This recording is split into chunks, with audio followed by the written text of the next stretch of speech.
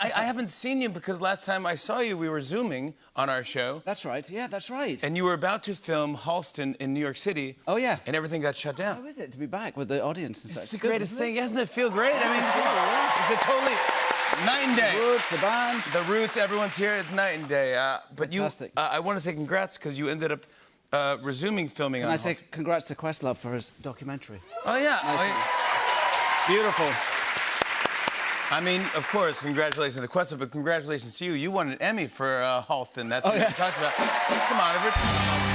Come on. That's nice. It's good. He made a really beautiful film. I did, yeah. That was pretty impressive. You know, every time you're on the show, I eventually start talking to you about motorcycles because I'm interested in them, and you did a very dangerous stunt for us one time. That's right. Yeah, remember that one? I loved it. I had forgotten all about that, but that's right. We should put that back on YouTube because that was really dangerous. I jumped over. I attempted a very dangerous. You were talking about this at home. You were talking about Tom Cruise earlier. Yeah. Well, I've never seen Tom Cruise do something like this. Yeah. I jumped over Obi-Wan Kenobi doll. Yeah. A tiny figure, like about that size. Yeah. And you on a motorcycle. On a motorcycle. About that size. Yeah. And I'm not sure if you jumped over it or through it, but either way, you kind of...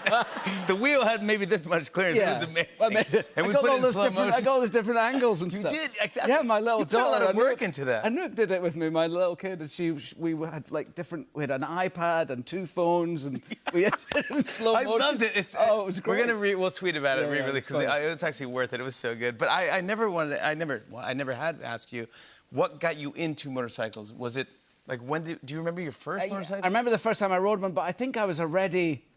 I used to watch old Elvis Presley movies, and my favourite film, even as a little kid, was The Great Escape and Steve McQueen.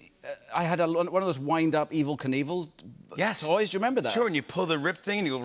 Off you go. So I don't know. The motorcycle was like already an object of desire to me, I guess. Yeah. And then my dad.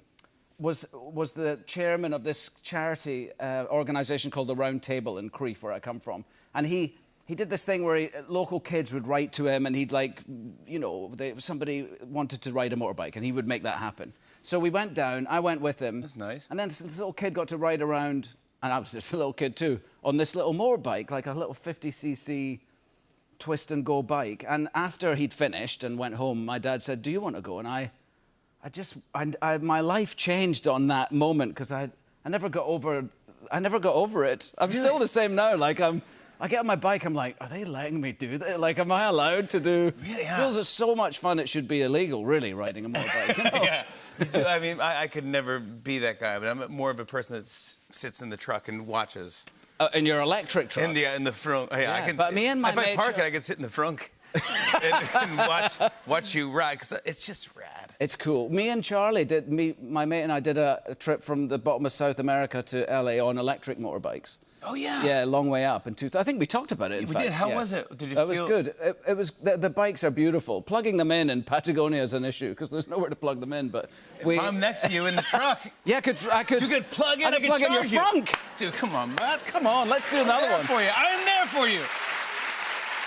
Let's talk about your new Star Wars series, Obi-Wan Kenobi. I mean, I'm freaking out. Fans are freaking out everywhere. This is your first time back as Obi-Wan Kenobi in 17 years. Does that make sense? Yeah, we finished the third one in 2003. Oh, my So it's a long time ago. But it was so fun. It was just like...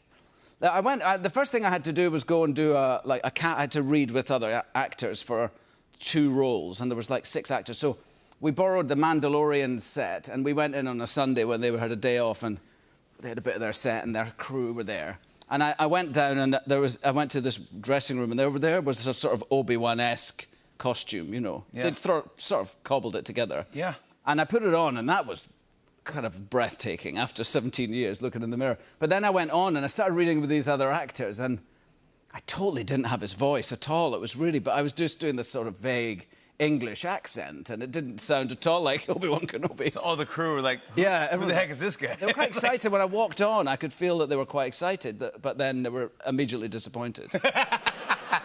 But then you went, And I had to do some homework. I just had to go back and, like, watch lots of Alec Guinness movies and watch all the original films, and I got back into it. It was good. It was really good fun. You do something that I heard that's very funny, that you sometimes do like a Jedi-type hand move where you pretend to use the Force, but just for your own amusement.